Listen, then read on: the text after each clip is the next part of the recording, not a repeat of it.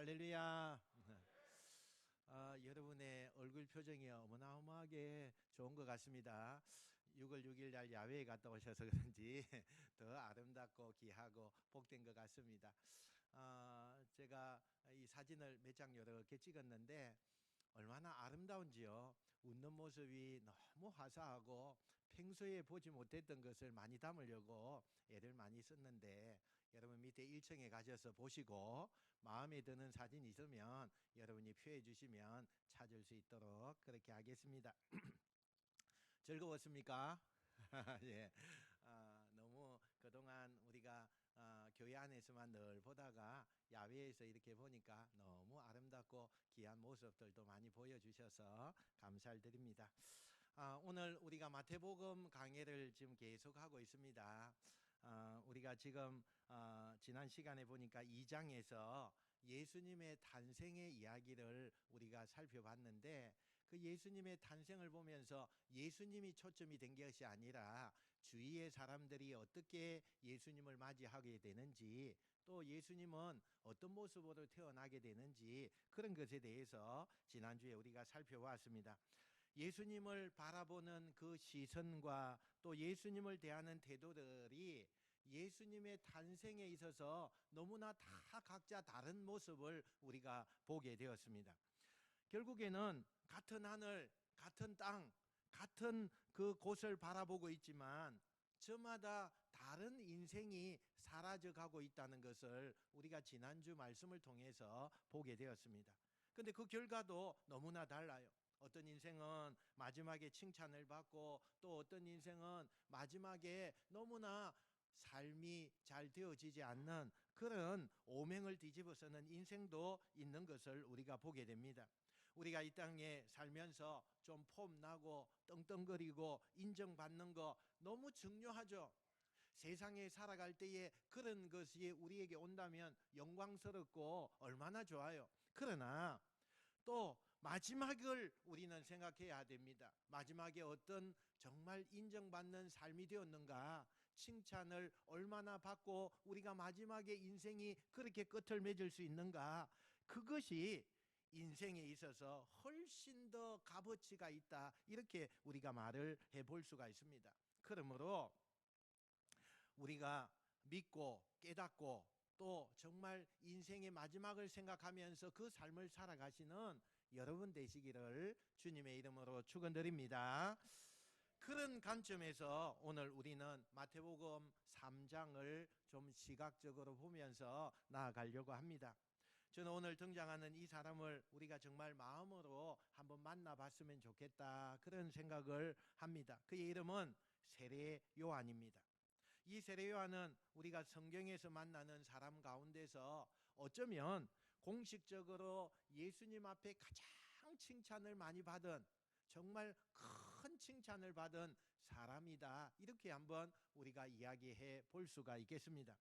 예수님으로부터 직접 어떤 칭찬을 받느냐, 오늘 우리 누가복음 7장 28절 상반절을 우리가 한번 읽어보면 좋겠습니다. 시작. 너희에게 요한보다 큰 자가 없도다. 아멘. 여기에 보세요. 여자가 낳은 자 중에 요한보다 큰 자가 없도다. 얼마나 대단한 칭찬인지 몰라요. 아마 우리나라에서 또 아니면 전 세계적으로 이런 칭찬을 받을 만한 사람이 누가 있겠어요? 하나님께서 예수님을 통해서요, 정말 어마어마한 칭찬을 세례 요한에게 해주셨죠. 도대체 세례 요한이 어떤 사람이길래 예수님으로부터 이런 칭찬을 받게 되었을까? 세례 요한을 우리가 쭉 살펴볼 건데, 지난 시간에 예수님께서 어린 시절을 갈릴리 나사렛에서 살게 되었다라는 말씀을 우리가 드렸습니다. 그곳은 예수님이 태어난 곳이 아닙니다. 여기 살게 된 배경이 있죠. 예수님이 태어날 즈음에 동방 박사들이 별을 보고 예수님이 태어난 곳에 오기 위해서 헤롯이라고 하는 그 왕이 있는 왕궁에 찾아가게 되죠. 그리고는 그 왕궁에서 구세주인 예수님이 여기에 탄생하셨습니까? 이렇게 묻게 되었다 그랬죠. 그랬더니 헤롯이 아니 나 외에 어떤 왕이 또 태어난다는 거야, 뭐 그러면서 굉장히 속에 그냥 화를 참고 또 참고, 그래서 내가 그 태어난 아기를 발견하면 내가 즉시 죽이겠다, 그런 마음을 가지고 그 박사들에게 나도 겉으로 아주 표현을 점잖게 하죠. 내가 당신들이 그것을 알면 나에게 알려주면 나도 가서 그 왕에게 경배하겠다, 이렇게 말씀을 했다는 거죠. 그리고 나서 그 박사들이 돌아오지 않았어요. 헤로드 왕에게 와서 여기에 예수님이 계셨습니다, 이렇게 말하지 않았어요. 왜요? 그 전날 밤에 하나님께서 천사를 통해서 그곳에 절대 헤롯에게 이야기하지 말라라고 하셨기 때문에 결국에는 헤롯이 아무리 기다렸지만 예수님의 탄생하신 것을 알지 못하게 된 거죠. 그래서 헤롯이 화가 너무 많이 나서 어떻게 했다가 했죠? 그 예수님이 태어날 만한 그 시기에 되는 그 모든 아이들은 다 남자아이면 죽여라, 이렇게 군인들에게 명령을 해서 전 군인들을 다 내어보내서 그 아이들을 죽였다, 그렇게 말씀했어요.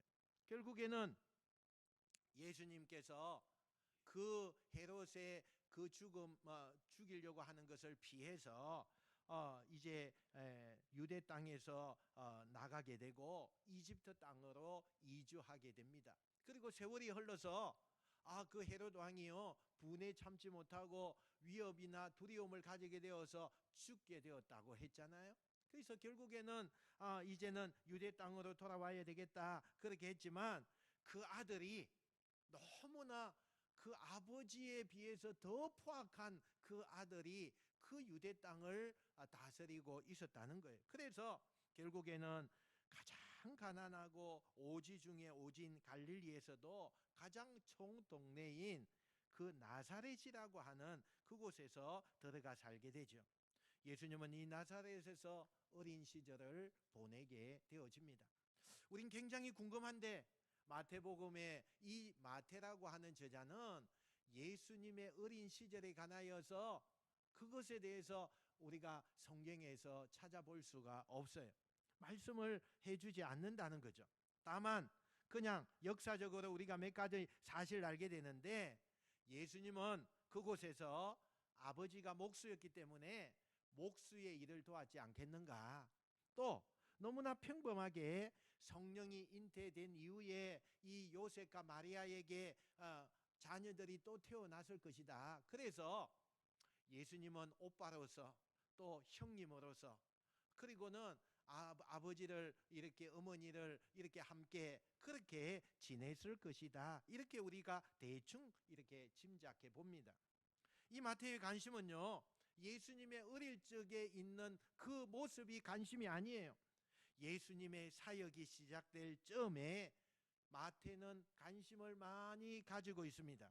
그리고 독자들에게 하여금 시간을 훌쩍 뛰어넘어서 이제는 예수님이 사역하는 그 시간에 초점을 맞추어서 오늘 3장의 말씀을 나누어 주고 있는 것입니다. 우리 3장의 시작이 이렇죠. 1절, 2절 우리 한번 같이 읽어보겠습니다. 시작.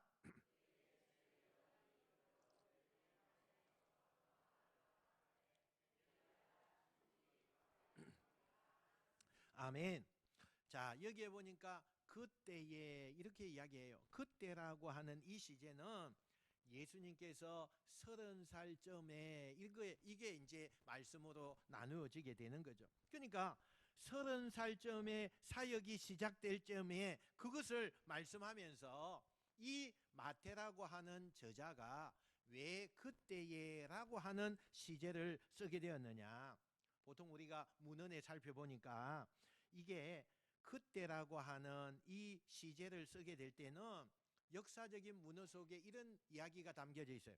그게 사실이거나 역사적으로 이것을 꼭 표현해내야 될 때거나, 그때는 반드시 그때라고 하는 이 시제를 써서 그 용법으로 사용했다는 거예요. 그러니까 이것은 실제로 있었던 이야기다라는 것을 독자들에게 나타내 보여주고 있다는 겁니다.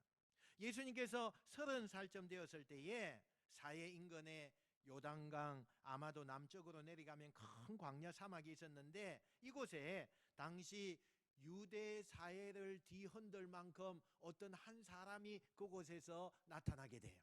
그 사람이 어떤 사람이냐? 그 광야에서 아무것도 먹을 것이 없는 광야입니다. 그런데 벌레도 잡아먹고 또 뭐 어떤 뭐 이런 꿀벌이나 이런 것을 통해서 벌꿀도 먹고 뭐 그러면서 그곳에서 혜성처럼 나타나는 한 사람이 있었어요. 그 사람의 이름은 세례 요한이었습니다. 굉장하게 혜성처럼 나타나서 그의 이름이 돋보이게 되고, 그리고 한순간에 많은 사람들에게 그 사람이 나타나게 되었어요. 이 사람은요, 세례 요한이라고 말했는데 이 당시에 요한이라는 이름은 굉장히 많았습니다. 그래서 특별히 세례 요한이라고 칭한 것은 많은 요한이 있지만 특별히 이 사람이 혜성처럼 나타나서 정말 많은 사람들에게 보여주는 이 사람이 세례 요한이다, 이렇게 해서 세례 요한이라고 불렀어요. 근데 이 사람이 낙타 트롯을 입고 몸에 가죽띠를 띠고 그리고 머리는 산발하고 정말 외모는요 볼품이 없어요. 그런데 이 사람 입에서 독특한 얘기가 나와요. 어떤 이야기가 나오느냐? 회개하라, 천국이 가까웠느니라, 이런 이야기가 나오는 거예요. 이 세례 요한의 외모는 볼품 없지만 그 입에서 나오는 회개하라 그러면서 고함을 지르면서 이 짧은 메시지를 사람들에게 전하는데, 그 메시지를 듣는 사람들의 그 영혼이요, 그 영혼이 갑자기 그곳에 집중이 되어지는 거예요. 그 말씀에 집중이 되어지는 거예요. 외모는 볼품 없지만 영혼을 뒤흔드는 강력한 메시지가 그 심령 속에 파고들기 시작했다는 거예요. 그저 짧은 한마디 회개하라, 천국이 가까이 왔다 외칠 때마다 사람들은 그 말에 가슴을 치면서 세례 요한 앞에 몰려들기 시작합니다. 도대체 세례 요한이라는 이 사람은 어떤 사람이었고 어째서 이런 일이 일어나게 되었을까? 그의 아버지는 예루살렘에서 유명한 제사장이에요. 사가랴라고 하는 제사장, 그리고 그 아들로 이 세례 요한이 태어나게 됩니다. 이 대제사장은 그 당시에는 굉장한 상류층의 사람이었어요. 여러분, 우리가 우리나라에도 뭐 우리 5% 안에 드는 아주 높은 뭐 부자가 있다고 그러잖아요. 근데 이 유대 나라의 땅에요, 사가랴의 이 집안은 그 나라의 1% 안에 드는 너무너무 부자고 유명한 그런 가문에 있었던 사람이라는 거죠. 그런데 그의 아버지 어머니가 그동안 쭉 삶을 살면서 임신을 하지 못해서 아기가 하나도 없는 거예요. 그러다가 아주 늦게 마지막 정도 되어서 이 아버지 어머니가요, 아기를 하나 낳게 되는데 그 아기 이름이 뭐라고요? 세례 요한이었어요. 세례 요한. 세례 요한이요. 이 세례 요한은요, 태어날 때 시기가 언제였느냐? 예수님이 태어나시기 전에 6개월 전에 태어났어요.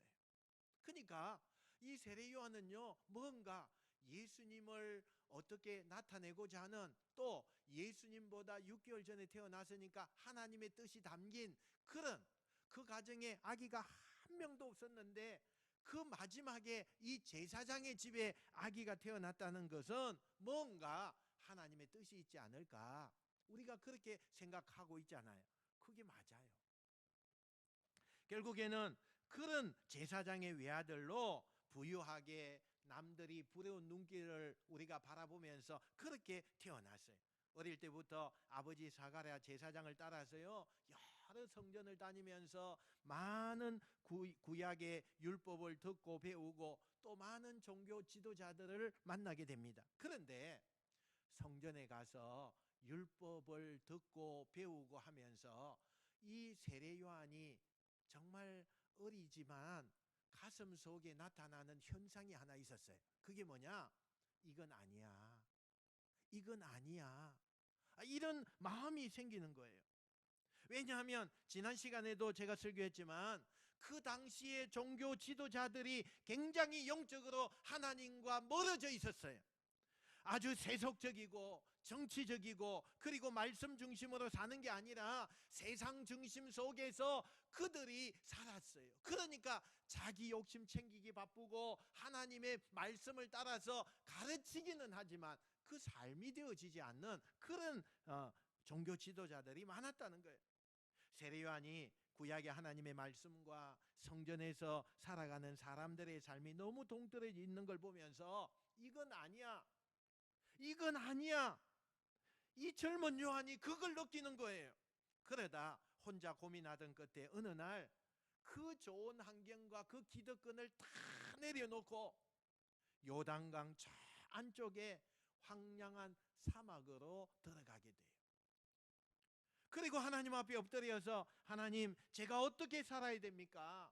그때부터 그는 마치 수도사처럼 나시린의 모습을 하고 그냥 들에 있는 메뚜기 잡아먹고 바위 틈에서 떨어지는 그 볼꿀 그것을 먹으면서 어떻게 보면 잘 먹고 잘 살기 위해서 간 것이 아니라 내 생명만 유지하고 하나님의 그 뜻이 무엇입니까? 이 시대에 정말 하나님의 그 뜻이 있다면 어떤 것입니까? 이것을 위해서 하나님 앞에 매달리며 하나님의 뜻을 구하게 되었어요. 그렇게 깊은 영적인 수련을 하는 그에게 어느 날 하나님의 감동이 임하기 시작합니다. 하나님의 감동이 세례요한 마음속을 가득 채우는 거예요. 그러면서 세상을 향하여 외치는 자가 되는데 그 외쳤던 것이 어떤 말씀이라고요? 오늘 본문 2절 한번 읽어봅시다. 2절 시작. 회개하라, 천국이 가까이 왔느니라. 3절 하반절도 우리 읽어보겠습니다. 시작. 너희는 주의 길을 준비하라, 그가 오실 길을 곧게 하라 하였느니라. 10절 말씀 읽겠습니다. 시작. 이미 도끼가 나무 뿌리에 놓였으니 좋은 열매를 맺지 아니하는 나무마다 찍혀 불에 던져지리라. 할렐루야. 여러분, 이게 무슨 말이에요? 회개하라는 거예요. 천국이 가까이 왔다. 여러분, 우리 기독교인들이 얼마나 많이 듣는 이야기예요. 회개하라, 천국이 가까이 왔다. 얼마나 많이 듣는 얘기 아닙니까? 근데 여러분, 회개가 뭡니까? 여기 세례요한이 말하는 회개라는 것은 우리가 어떤 잘못을 지었을 때에 그 죄를 하나님 앞에 미안해하고 때로는 눈물로 잘못을 인정하는 것, 그것이 회개가 아니라 오늘 세례요한이 말하는 이 회개라고 하는 것은 내가 그렇게 당연하게 살아오던 삶을 돌이켜서 하나님 쪽으로 내 인생의 방향을 전환하는 것, 그것을 회개라고 말하고 있는 거예요. 여러분, 그러니까 우리가 많이 오해하는 것은 일주일 동안의 세상 속에서 우리가 생활하는 것이 얼마나 바빠요. 그런 바쁨 속에서 하나님을 찾지도 못했고 하나님 앞에 죄도 짓고 거짓말도 하고 여러 가지 잘못된 것을 하고 주일이 되어서 하나님 앞에 나왔어요. 예배 드리면서 하나님, 내가 이런 죄를 지었어요, 회개합니다. 이것을 우리는 단순히 회개라고 생각하면 안 된다는 거예요. 성경이 말하는 회개는 내가 살아오던 삶에서 완전히 내가 돌이키는 것, 내가 완전히 유턴해서 하나님의 뜻에 맞추어서 삶을 살게 되는 것, 그것이 회개다, 이렇게 말씀하는 거예요. 그리고 여러분, 천국이라는 게 뭐예요? 천국이라는 것은 하나님이 다스리는 나라가 천국이에요. 우리 한국 성도들은 내가 이 세상을 살면서 하나님의 뜻대로 살다가 예수님을 잘 믿어서 내 영혼이 천국에 가는 것을 우리는 천국이라고 그렇게 생각해요. 물론 맞는 얘기예요. 그러나 우리는 또 다른 천국을 우리는 발견해야 돼요. 이 땅에서 그리스도인이 살면서 천국을 누릴 수 있다고 하셨는데 그게 뭐예요? 하나님이 다스리는 나라 안에서 우리가 천국의 삶을 산다는 거예요. 저는 여러분이 구원받은 사람으로 여러분의 영혼이 하나님 나라에 거하는 그런 복된 인생이 되기를 바라지만, 여러분 이 땅에 사는 동안에 여러분의 가정과 삶의 자리가 천국이 되시기를 주님의 이름으로 축원드립니다. 이게 굉장히 중요해요. 내가 사는 이 땅이 천국 되는 거 얼마나 중요한지 몰라요. 많은 유대인들에게 세례 요한은요, 회개하라 이 복음을 강력하게 전해요. 그런데 이게 유대인들에게 대단히 불편한 말이었어요. 세례 요한이 회개하라 천국이 가까이 왔느니라 이렇게 외칠 때마다 유대인들 마음속에는 어떻느냐, 우리는 하나님의 택한 백성이고 나는 선민, 그 하나님이 진짜 택해서 우리를 하나님의 자녀로 삼은 백성인데 우리의 조상은 아브라함 아니냐, 아브라함은 하나님의 그 택하신 그 민족 아브라함이 우리의 조상인데, 그래서 하나님은 우리의 민족을 선택하셨는데, 그리고 나는 하나님의 선택된 민족의 백성인데 왜 자꾸 회개하라고 하느냐, 천국이 왜 다 가까이 왔다고 그렇게 이야기하느냐. 우리는 하나님의 자녀이기 때문에 회개하는 거 아니라 하나님의 백성답게 우리가 살고 있는데 왜 그 이야기를 자꾸 우리에게 하느냐. 마음이 불편한 거예요. 그런 말은 예수 안 믿는 사람, 하나님 안 믿는 사람들, 이런 사람들에게 좀 하면 되는데, 이 세례 요한은 구분이 없어요. 군인들에게도, 그 다음에 정치인들에게도, 그리고 종교 지도자들에게도 어김없이 회개하라 천국이 가까웠다고 그렇게 가려서 이야기하는 게 아니었어요. 그런데 여러분, 분명히 사람들의 귓가에는 불편한 말이에요. 너무너무 가슴에 와 닿는데 너무 불편해요. 그런데 놀랍게도 이 이야기를 듣고 나면 그들의 영혼의 눈빛이 달라지는 거예요. 들을 때는 너무 불편한데 그 이야기를 듣고 나면 사람들이 뭔가 깨닫고 점점 세례 요한에게 몰려드는 거예요. 사람들이 회개하고 몰려드니까 그때부터 세례 요한은 그들에게 세례를 주기 시작해요. 그러니까 세례는요, 회개하고 세례 받는 거예요. 그리고 세례 받는 사람 가운데 자신이 원하는 사람들 따로 뽑아서 제자 삼아서 하나님의 말씀을 가르치기 시작합니다. 아주 짧은 시간에 세례 요한은요, 당대의 유명한 사람이 되었어요. 우리가 아까 제가 이야기했죠. 혜성처럼 뭔가 하나 나타나더니 그 당시에 짧은 시간에 유명한 사람이 되어버린 거예요. 스타가 되면요, 모두가 좋아하는 그런 스타가 되는 줄 알지만 여러분, 스타가 되어도요 그 사람을 싫어하는 사람이 있어요. 그죠? 싫어하는 사람이 있어요. 세례 요한이 굉장히 유명해졌어요. 많은 사람들이 그 세례 요한을 따라다닙니다. 제자가 되기 위해서 그 세례 요한에게 옵니다. 그러나 여러분, 그 사람을 깎아내리고 그 사람을 견제하는 사람들이 생기기 시작해요. 이 사람들이 누구겠어요? 종교 지도자들, 바리새파들, 유대인들, 이런 사람들이 그렇게 하는 거예요. 어느 날 이 종교 지도자들이 세례 요한이 워낙 유명하니까 세례 요한을 관찰하려고 찾아옵니다. 근데 이 당시에 종교 지도자들은요, 이 유대 사회의 종교 의회라고 하는 게 있는데 그 종교 의회 안에는 두 종파가 있어요. 아주 유명한 종파가 있는데 한 종파가 뭐냐? 사두개파. 한 종파가 뭐냐? 바리새파. 이렇게 두 종파가 있었어요. 지금 말하면 사두개파는 좀 더 힘이 있는 그런 여당이고 바리새파는요, 야당이에요. 이 사두개파라고 하는 사람은 굉장히 친로마적인 정신을 가지고 그렇게 살아가는 사람들이에요. 그리고 성전에서 제사 드리는 것을 굉장히 중요시 여기는 그런 사람들이에요.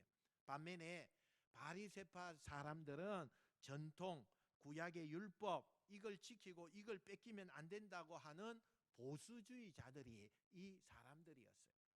이 두 종파 지도자들이요, 그 그룹이 모일 때마다 그 지도자들은 항상 앙숙이에요. 우리나라에도 여당 야당 이런 게 있잖아요. 너무너무 싸우는 거예요. 맨날 싸우는 거예요. 말만 하면 싸우는 거예요. 그런데 재밌죠. 자기들끼리는 안 맞아서 싸우던 이 종교 지도자들이 세례 요한 앞에는요, 동지가 되는 거예요. 왜? 자기들의 거대한 종교 기득권을 뺏길 것 같으니까 공공의 저 앞에서는 서로가 힘을 이렇게 합쳐서 그 세례 요한을 죽이려고 그렇게 작당을 하는 거예요. 참 재밌는 거예요. 그들은 어느 날 세례 요한이 말하는 것을 이글거리는 눈으로 쳐다봐요. 그의 말 한마디, 눈빛 하나, 어디 하나 걸리기만 해봐. 내가 가만 안 둘 거야. 어디 말 실수나 한번 해봐. 그러면서 눈을 크게 이글 거리는 눈으로 쳐다봐요. 그리고는 귀로서 들으면서 정말 바른 말만 하나, 아니면 뭐라도 하나 걸리기만 해봐. 그러면서 세례 요한을 잡아먹으려고 그래요. 세례 요한이 이걸 모를까요? 잘 알죠. 너무나 잘 알아요. 내가 말 한마디 잘못해서 시비에 걸리면 종교 재판에 끌려가서 나는 죽을 수도 있다. 잘 알아요. 그럼에도 불구하고 세례 요한이 어떻게 하느냐? 7절부터 9절 우리 앞에 나와 있는 것으로 한번 읽어보겠습니다. 시작. 요한이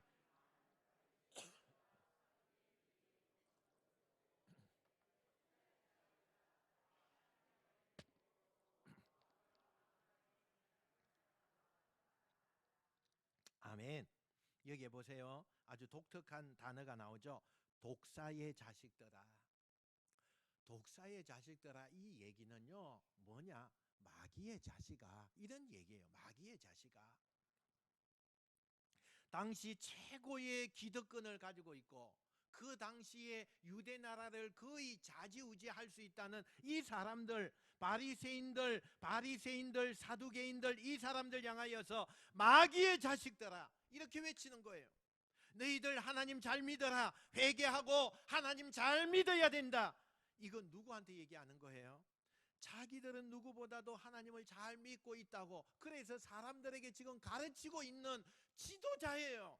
그럼에도 불구하고 아브라함의 후손이라고 하고 아브라함이 하나님이 얼마나 사랑하는 그 사람이었느냐 그러면서 긍지로 살아가는 종교 지도자들에게 이 말을 폭탄처럼 막 던지는 거예요. 독소를 퍼붓는 거죠. 여러분 앞에서 말했지만 이 상황은 지금 저 요한이 저 사람들이 가지고 있는 권력이나 힘을 생각한다면 이 말을 할 수가 없어요. 눈치 보면서 그 말을 피해야 돼요. 그런데 무모하게 이 이야기를 던짐으로 말미암아 세례 요한의 다음에 후폭풍이 얼마나 많을지 상상할 수 없을 만큼의 그런 일들이 일어날 수 있어요. 그런데 왜 이 말을 멈추지 않고 그런 독소를 지금 이 지도자들에게 퍼붓는 것일까? 여러분, 세례 요한에게 내 앞에 있는 지금 권력의 힘, 여러 가지 힘, 종교 지도자들이 두렵고 또 이 앞에 두려운 힘을 가진 사람들, 그런 것을 보면 두려워요. 그러나 여러분, 그분들을 보면 두렵지만 그 너머에 있는 하나님을 볼 때는 더 두려운 거예요. 육신으로 보면 내 앞에 있는 사람들 두려운 존재예요. 영혼에 눌린 세례 요한에게는 사람들이 가지고 있는 칼과 총과 돈과 명예와 힘과 인기, 이런 것이요 세상을 다스리고 있어서 그것이 너무나 두려워요. 그래서 세례 요한은 그 말을 해서는 안 되는 거예요. 그런데 왜 이 세례 요한이 독소 같은 그 말을 지금 퍼붓고 있느냐는 거예요. 그것은 이 세상에 무엇도 위협하지 못하는 그 하나님이 말씀하고 계시기 때문이라는 거예요. 여러분, 이런 세례 요한을 보시는 하나님의 마음이 어땠을까요? 여러분은 하나님이라고, 여러분이 하나님이라고 생각한다면 이 상황에 그런 마음으로 살아가는 세례 요한을 보고 하나님의 마음이 어땠을까요? 다 누구나 느끼는 마음 아니겠어요? 저는 세례 요한이 하나님께 칭찬받는 가장 큰 이유가 바로 여기에 있다고 생각해요. 오늘 우리는 눈에 보이는 힘 앞에서 하나님이 우리에게 원하시는 진리를 외면할 때가 너무너무 많아요. 여러분, 성경이 우리에게 정신 번쩍 차리게 해주는 말씀이 있잖아요. 여기 이사야 말씀이 이렇게 있어요. 풀은 마르고 꽃은 시드나 우리 하나님의 그 말씀은 영원히 서리라. 여러분, 아무리 단단해 보이는 풀도, 하늘에 보이는 그 꽃도 시간이 흐르면 말라요. 금세 져버려요. 세상에 아무리 화려하고 힘있고 능력있고 대단한 것, 그게 돈이든 인기든 지위든 권세든 그게 무엇이든지 간에, 그게 스펙이든지 간에 그건 영원할 수 없다는 거예요. 영원한 것은 오직 하나님뿐입니다. 할렐루야. 이 세상은요, 하나님 손에 의해서 움직여지는 거예요. 세상의 권력가들이, 세상의 어떤 정치인들이 이 세상을 지배하고 그 모든 일을 하는 것 같지만 아니에요. 하나님이 하시는 거예요. 하나님이 세상을 주관하시는 분이에요. 여러분, 세상이 내미는 습벽 언제나 사라져버릴 그것을 두려워하지 마세요. 그 대신에 세례 요한처럼 오직 영원하신 하나님의 말씀을 두려워하는 여러분 되시길 축원합니다. 그래서 여러분, 잘 되는 인생은 하나님을 두려워하는 인생이에요. 세상을 두려워하는 것이 아니라 하나님을 두려워해야 돼요. 그런 인생이 저와 여러분의 인생이 되시기를 주님의 이름으로 축원드립니다. 이 세례 요한은 누가 오든지 간에 거침없이 자기가 전할 말을 전해요. 메시지는 늘 한결같아요. 회개하라, 천국이 가까이 왔느니라. 그러면 세례 요한은 무슨 확신이 있었길래 이 복음을 거침없이 선포할 수가 있었을까? 여러분, 우리 한번 봅시다. 11절 한번 보면 좋겠어요. 11절 시작. 나는 너희로 회개하게 하기 위하여 물로 세례를 베풀거니와 내 뒤에 오시는 이는 나보다 능력이 많으시니 나는 그의 신을 들기도 감당하지 못하겠노라. 그는 성령과 불로 너희에게 세례를 베푸실 것이요. 아멘.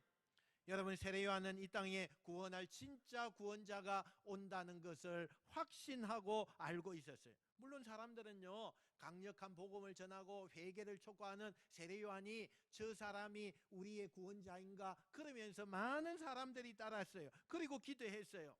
우리의 이 세상을 좀 우리가 지금 억압받고 있고 뭐 종로로 타고 있고 이렇게 되어져 있는데 이것을 구원할 저분을 우리가 따라가야 된다, 그런 마음을 가지고 나아갔지만 세례 요한은요, 진짜 구원자가 오실 것을 알고 있었어요. 그런데 어느 날 여느 때처럼 말씀을 전하고 세례를 주는 그 현장에요, 한 사람이 등장을 합니다. 그 얼굴 보는 순간 세례 요한이요, 꼼짝꼼짝 놀라는 거예요. 긴장하기 시작하는 거예요. 도대체 그가 누구기에 세례를 베풀다 말고 세례 요한은 긴장하는 걸까? 13절요. 13절 읽어보겠습니다. 시작. 이때에 예수께서 갈릴리로부터 요단강에 이르러 요한에게 세례를 받으려 하시니 아멘. 드디어 30살이 된 예수님께서 세례를 받기 위해 요한에게 나타났어요. 지금까지는, 오늘 예수님이 등장하기 전까지는 그저 평범하게 나사렛 갈릴리라고 하는 그 동네에서 누구의 아들로, 누구의 형으로, 누구의 오빠로 그렇게 살던 예수님이 어느 날 하나님의 부름을 받았어요. 본격적인 사역을 시작하기 위하여 첫걸음을 떼는데 어디에 오게 되느냐? 세례 요한 앞에 와서 세례 받는 거였어요. 그리고는 거침없이 세례 요한을 향해서 세례를 받기 위해 요단강 안으로 첨벙첨벙 들어오게 되어집니다. 이때 세례 요한이 성령의 감동으로 내 앞에 오신 분이 누군가를 알게 되죠. 메시아인 것을 알아봐요. 그리고 긴장한 얼굴로 예수님께 이렇게 묻습니다. 제가 도리어 세례를 받아야 되는데 어찌하여 예수님 당신이 나에게 세례를 받으려고 하십니까? 그때에 예수님께서 유명한 말씀을 하세요. 우리 한번 읽어봅시다. 15절요. 15절 한번 읽어보겠습니다. 시작. 예수께서 대답하여 이르시되 이제 허락하라. 우리가 이와 같이 하여 모든 의를 이루는 것이 합당하니라. 아멘. 여기 보세요. 모든 의, 하나님의 뜻을 이루는 것이 지금 이것을 해야만 된다, 그렇게 말씀해요. 하나님의 뜻을 이루는 과정이 이 세례를 받는 과정 속에 있으니까 이걸 행하라, 그 말이에요. 여러분, 예수님은 죄 없는 분입니다. 세례를 받으실 아무런 이유가 없는 분이에요. 죄 없는 분이 무슨 세례를 받습니까? 도리어 죄 있는 인간이 어떻게 죄 없는 예수님에게 세례를 줄 수 있습니까? 그래서 세례 요한은 당황하는 거예요. 내가 이것이 맞나? 내가 세례를 줘야 되는가? 말아야 되는가? 갈등하기 시작해요. 여러분, 우리가 짧은 요 말씀에 있지만요, 어마어마하게 갈등해요. 세례 요한은 모든 인간이 가지고 있는 죄를 죄 없는 예수님께 어떻게 세례를 주고요, 모든 인간이 가지고 있는 이 죄성을 어떻게 내가 죄인인, 내가 죄 없는 예수님 앞에 세례를 베풀 수 있는가? 그런데 그 큰 프로젝트 안에는 지금 이 일을 거행해야 된다. 하나님은 그렇게 프로젝트 안에 있다는 거예요. 이게 하나님의 뜻이니까 세례요한은 갈등하죠. 해야 되는가? 이게 맞는 건가? 해도 되는 건가? 감히 내가 할 수 있을까?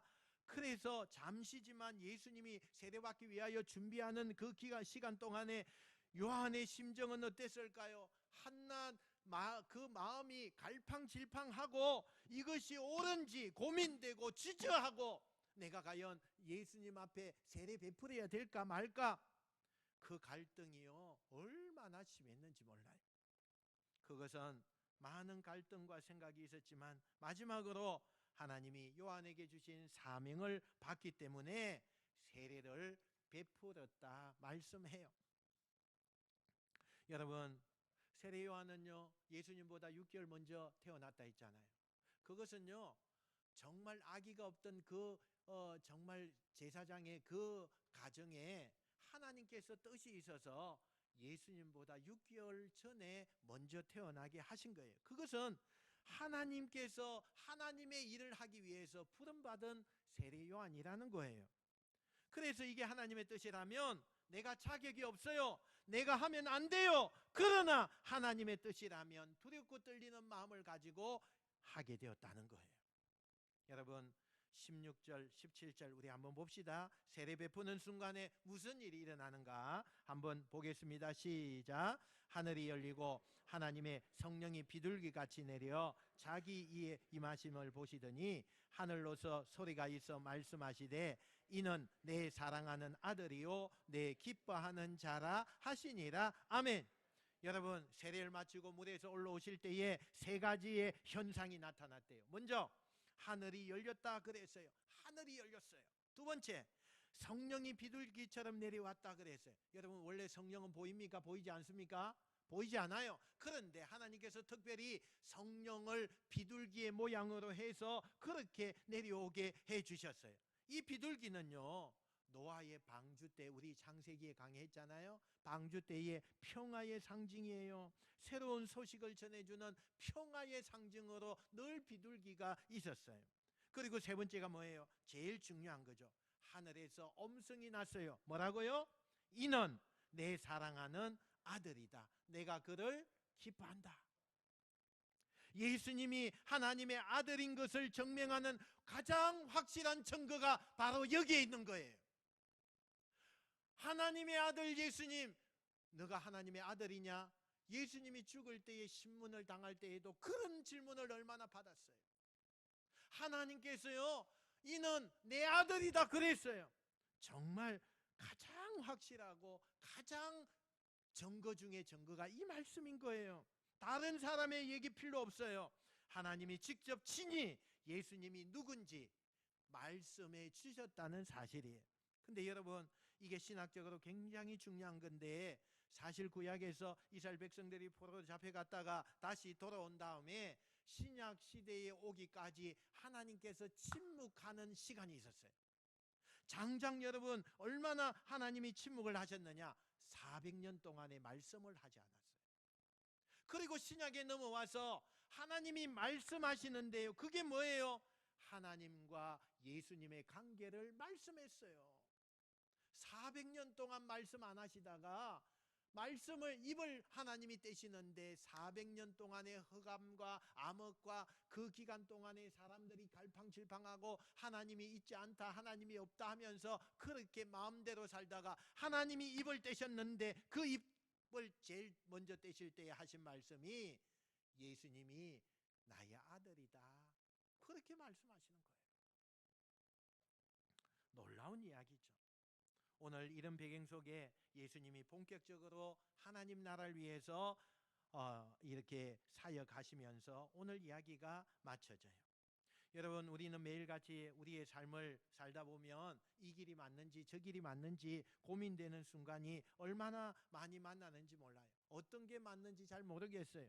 그때 여러분 뭘 고민하십니까? 경제적으로 나에게 이익이 되는가? 아니면 내가 지금 취한 역학관계가 어떤가? 아니면 내가 선택한 이것이 앞으로 어떻게 나의 미래에 영향을 미칠 수가 있을까? 내가 이루는 꿈과 내가 고민하는 이 문제를 여러 가지 선택할 때에 나름대로의 기준을 가지고 여러분이 선택하게 될 거예요. 근데 요한은요, 중요한 선택을 할 때 무엇을 기준을 두는 것입니까? 하나님의 말씀. 하나님의 말씀이에요. 하나님이 주신 자기의 사명이에요. 말도 안 되고 있을 수도 없어요. 내가 이 이야기를 했다가 저들이 나를 정말 심판하고 그래서 나를 죽일 수도 있어요. 그러나 그 세례 요한에게 선택하는 것은 하나님의 사명이죠. 하나님의 말씀이에요. 그걸 기준으로 삼았다는 겁니다. 근데 참 아이러니한 일이 있어요. 이렇게 대스타로서 성성장구하던 세례 요한이 예수님께 세례를 주면서부터 그는 잊혀져 가는 스타가 아니라 잊혀져 가는 사람이 돼요. 여러분, 우리 그거 보잖아요. 세례 요한에 대해서 더 이상 나오지 않아요. 여러분, 오히려 세례 요한은 더 인간적으로 유명한 사람, 더 성공한 사람으로 만들지 않고 세례 요한이 세례를 주고 나면서부터 점점 쇠하여집니다. 인간적으로 보면 그는 실패한 거예요. 예수님의 등장과 함께 세례 요한은 사람들에게 잊혀져가는 인물이 되어버려요. 근데 여러분, 중요한 게 있어요. 인간적으로는 그가 실패한 것 같지만 세례 요한은요, 앞에서 말한 것처럼 하나님께 들을 수 있는 인간 최고의 칭찬을 받게 되었어요. 왜요? 그의 사명을 감당하기 때문에 그렇다는 거예요. 내 사명은 뒤에 오실 그분을 맞이하는 거지, 내가 주님에 앞서서 내 이름이 나타나고 내가 주님을 가리는 그런 역할이 아니라는 거예요. 여러분, 사명이 우리를 이끌어가는 삶이 돼야 돼요. 여러분이 가지고 있는 사명이 하나님의 영광이 나타나는 사명이 되어야 될 줄로 믿습니다. 그래서 그 사명이 나를 이끌어가고 나의 인간적인 계획도 그 사명 속에 나타날 때 하나님이 나와 우리 가정과 우리 시대에 큰 은혜로 인도해 주실 줄 믿습니다. 여러분, 그 사명을 발견하고 그 사명이 나를 이끈다는 것을 날마다 느끼면서 여러분, 세례 요한처럼 하나님이 아끼고 칭찬하고 멋있게 쓰임받는 복된 여러분 되시기를 주님의 이름으로 축원드립니다. 축원드립니다.